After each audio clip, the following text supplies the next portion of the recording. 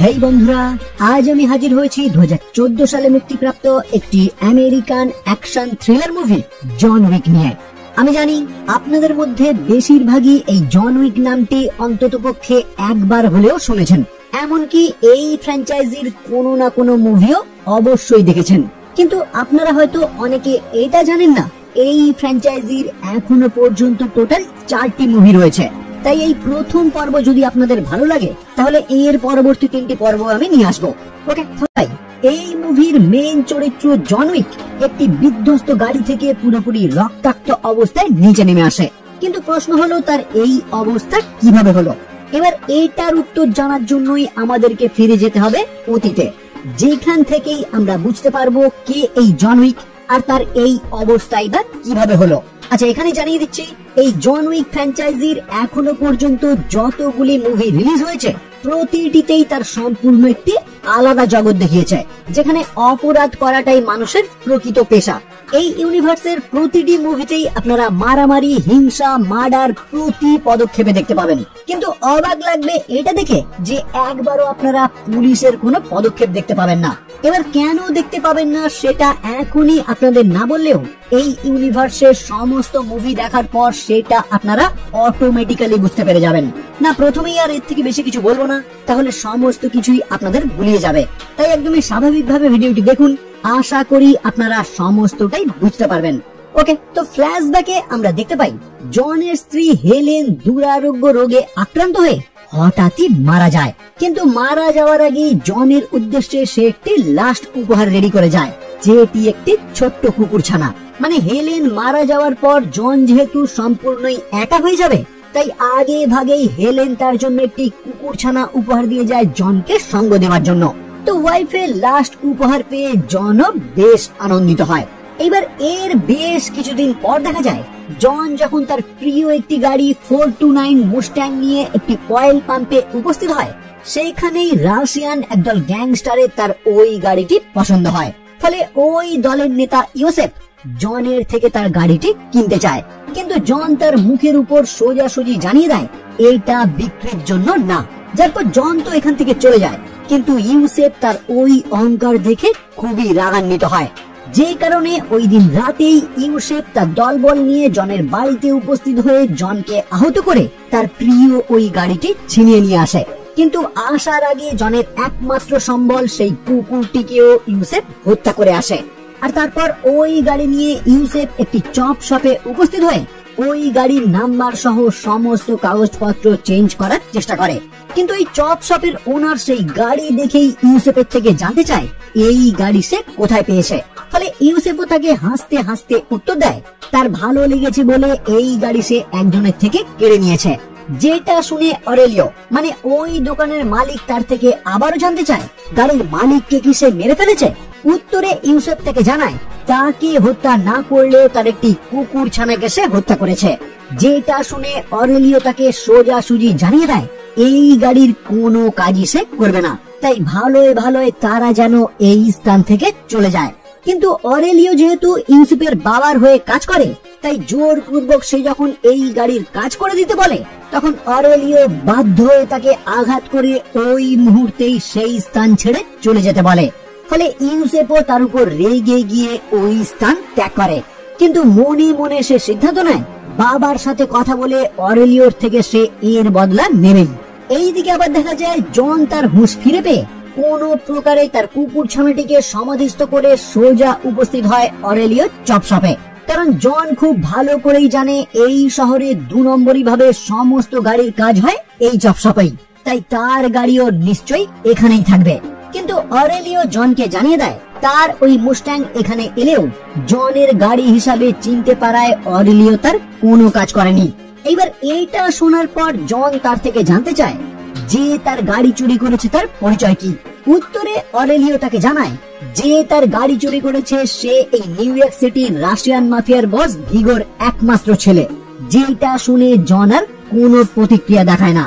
অন্যদিকে দেখা যায় অরেলিওর থেকে রিপোর্ট পেয়ে ভিগো ওই চপ শপের মালিক মানে অরেলিওকে কল করে তার থেকে জানতে চায় সে তার ছেলেকে কেন আঘাত করেছে। এবার উত্তরে অরেলিও যখন তাকে জানায় তার ছেলে জন উইকের গাড়ি চুরি করেছে এবং তার একমাত্র পোষ্যকে হত্যা করেছে, তখন ভিগো তাকে আর কিচ্ছু বলে না। কিন্তু এইটা নিয়ে ভিগো খুবই চিন্তায় পড়ে যায়, যে কারণে পরবর্তীতে সে তার ছেলের সঙ্গে দেখা করে তাকে খুবই তিরস্কার করে। ফলে ইউসেপও তার থেকে জানতে চায় তার অপরাধ কি। তখন তার বাবা তাকে জানায় যে ব্যক্তির সে গাড়ি চুরি করেছে সে তারই প্রাক্তন সহকর্মী এবং একজন বিখ্যাত হিটম্যান জন উইক, যার এক সময় এই অন্ধকার জগতে এতটাই ত্রাস ছিল যে ভয় পেয়ে সকলেই তাকে বাবা ইয়াগা আখ্যা দিয়েছিল। কারণ জনের মতো নির্মম, নিরলস এবং মনোযোগী হিটম্যান এই আন্ডারওয়ার্ল্ডে আর দ্বিতীয় কেউ ছিল না। কিন্তু একটা টাইমে হেলেন নামে একটি মেয়ের প্রেমে পড়ে তাকে বিয়ে করেই জন নিজে থেকে এই কাজ ছেড়ে দিয়েছিল। কিন্তু অন্ধকার জগৎ থেকে বেরিয়ে যাওয়ার আগে ভিগো তাকে একটি অসম্ভব কাজ দিয়েছিল আর বলেছিল এই কাজ যদি সে কমপ্লিট করতে পারে তাহলে তাকে বিনা বাধায় এই অন্ধকার জগৎ থেকে বেরিয়ে যেতে দেয়া হবে। আর ভিগো খুব ভালো করেই জানতো ওই কাজ কমপ্লিট করা কারোর পক্ষেই সম্ভব না। কিন্তু অসম্ভবকেও সম্ভব করে জন একাই বহু মানুষকে হত্যা করে সেই কাজ কমপ্লিট করেছিল, যার পর কথা অনুযায়ী বিনা বাধায় এই অন্ধকার জগৎ থেকে বিদায় নিয়েছিল। আর জনের ওই লাস্ট কাজের ফলেই ভিগোর বর্তমানে রাজত্ব এত বড় হয়েছে। আর তার ছেলে কিনা সেই জনের গাড়ি চুরি করে তার কুকুরকেই হত্যা করেছে। এবার এই সমস্ত কিছু শোনার পরেও ভিগোর ছেলে যখন তাকে জানায় জনকে আমি আমার রাস্তা থেকে সরিয়ে ফেলছি, তাই এই নিয়ে তোমাকে আর চিন্তা করতে হবে না, তখন তার বাবা তাকে ভালোভাবে বোঝায় তুমি মনে হয় বুঝতেই পারোনি আমি এতক্ষণ তোমাকে কি কি বললাম। আমার মনে হয় তোমার ভালো হবে তুমি কিছুদিনের জন্য আত্মগোপনে চলে যাও, কারণ আমি শিওর বদলা নেওয়ার জন্য জন তোমাকে হত্যা করতে আসবেই। যাই হোক, এদিকে দেখা যায় জন তার বাড়ি ফিরে একটি বিশেষ জায়গা ভেঙে ভিতরে থাকা তার পুরনো কিছু অস্ত্র এবং কিছু সোনার কয়েন পুনরায় উদ্ধার করে, কারণ জন সিদ্ধান্ত নিয়েছে ওই ছেলেকে সে নির্দিষ্ট শিক্ষা দেবেই। যদিও এরই মধ্যে ভিগো তাকে কল করে বোঝানোর চেষ্টা করে যেটা হয়ে গেছে সেটা নিয়ে জন যেন বেশি প্রতিক্রিয়া না দেখায়, কিন্তু জন তাকে কোনো রিপ্লাই না দিয়েই ফোন রেখে দেয়।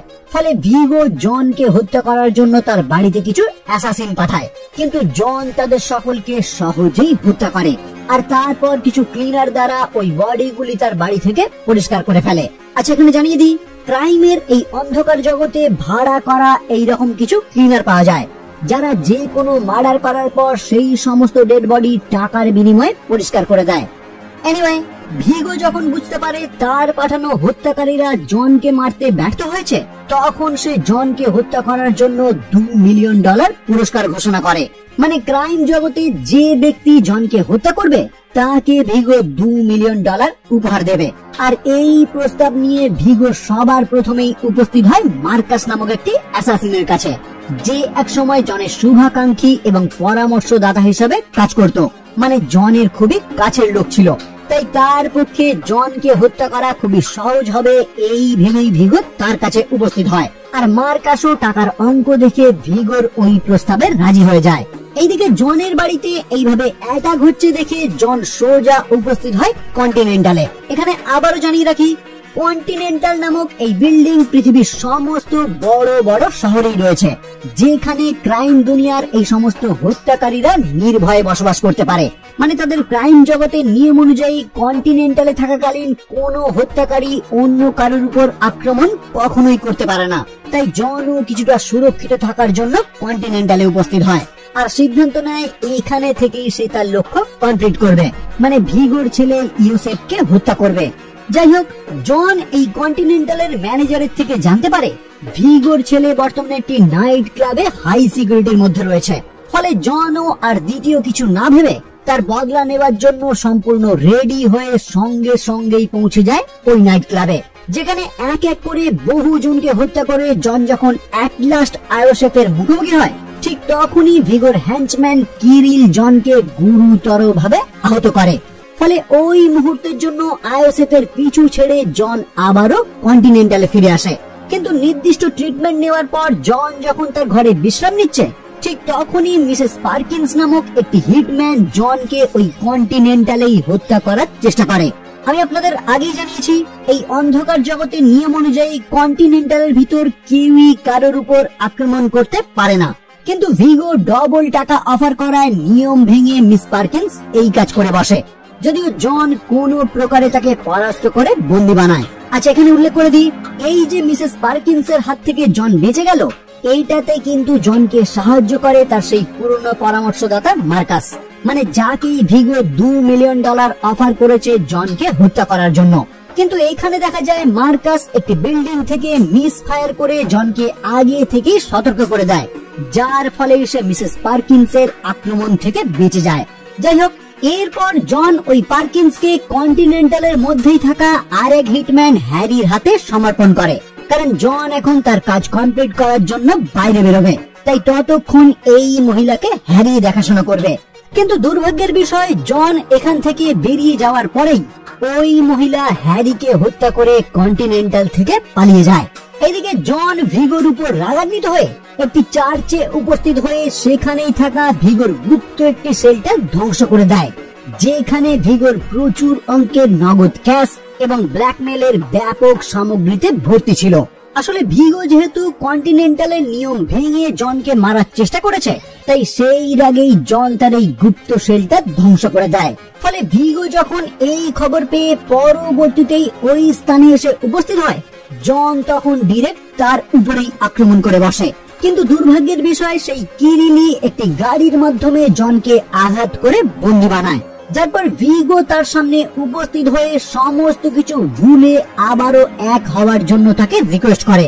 কিন্তু জন তাকে রিপ্লাই দেয় তার ছেলেকে হত্যা না করা পর্যন্ত সে কখনোই থামবে না, কারণ তার ওয়াইফের লাস্ট দেওয়া উপহার সেই কুকুর ছানাটিকে আয়ুষের নির্মম ভাবে হত্যা করেছে, তাই এর বদলা সে নেবেই।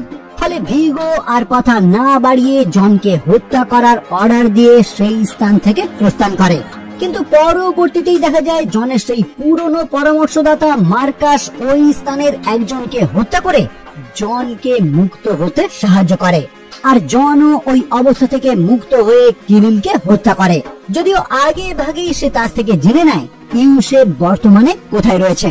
ফলে পরবর্তীতে জন সেই সেফ হাউসে আক্রমণ করে ইউসেফকে হত্যা করে, যার পর দেখা যায় মার্কাস জনের সঙ্গে দেখা করে তাকে পরামর্শ দেয়, তুমি তো তোমার নতুন জীবন খুব ভালোই শুরু করেছিলে, আবারও তোমার এই জগতে ফিরে আসাটা একদমই উচিত হয়নি, তাই আমি চাইবো তুমি তোমার আলোকিত জীবনে আবারও ফিরে যাও। যাই হোক, এরপর দেখা যায় ভিগো তার দলবল নিয়ে সোজা উপস্থিত হয় মার্কাসের কাছে, আর সুযোগ থাকার পরেও জনকে হত্যা না করার জন্য বর্তমানে সে মার্কাসকেই হত্যা করে, কারণ ভিগো বর্তমানে জেনে গিয়েছিল জনকে হত্যা করার সুপারিশ মার্কাস নিজের হাতে নিলেও সে তাকে হত্যা না করে এই বিষয়ে সাহায্য করেছিল। ফলে মার্কাসকে হত্যা করে ভিগো প্রথমেই জনকে কল করে এই নিউজ জানায়, যাতে জন এই অন্ধকার জগতে আবারও ফিরে আসে। আর সত্যি দেখা যায় জন ওই খবর পেয়ে সঙ্গে সঙ্গেই উপস্থিত হয় মার্কাসের বাড়িতে, যেখানে মার্কাসের নিথর দেহ দেখে জনের মাথায় আবারও আগুন জ্বলে ওঠে। অন্যদিকে দেখা যায় কন্টিনেন্টালের সেই ম্যানেজার উইনস্টন সেই পার্কিন্সকে হত্যা করে, কারণ কন্টিনেন্টালের নিয়ম ভঙ্গকারীর একমাত্র শাস্তি মৃত্যু। যাই হোক, এরপর উইনস্টনই জনকে কল করে জানায় ভিগো একটি নির্দিষ্ট জায়গা থেকে হেলিকপ্টারের মাধ্যমে এই শহর ছেড়ে পালানোর প্রস্তুতি নিচ্ছে। ফলে জনও সঙ্গে সঙ্গে উপস্থিত হয় ওই স্থানে, যার পর তার দলবলকে এক এক করে হত্যা করে ফাইনালি ভিগোর সঙ্গে হাতাহাতি শুরু করে। কিন্তু লাস্ট পর্যন্ত ভিগোকে সম্পূর্ণ হত্যা না করে গুরুতর আহত অবস্থাতেই ওই স্থানে ফেলে রাখে, আর নিজে কোনো প্রকারে একটি গাড়ি নিয়ে কাছাকাছি থাকা একটি পশু চিকিৎসালয়ে উপস্থিত হয়।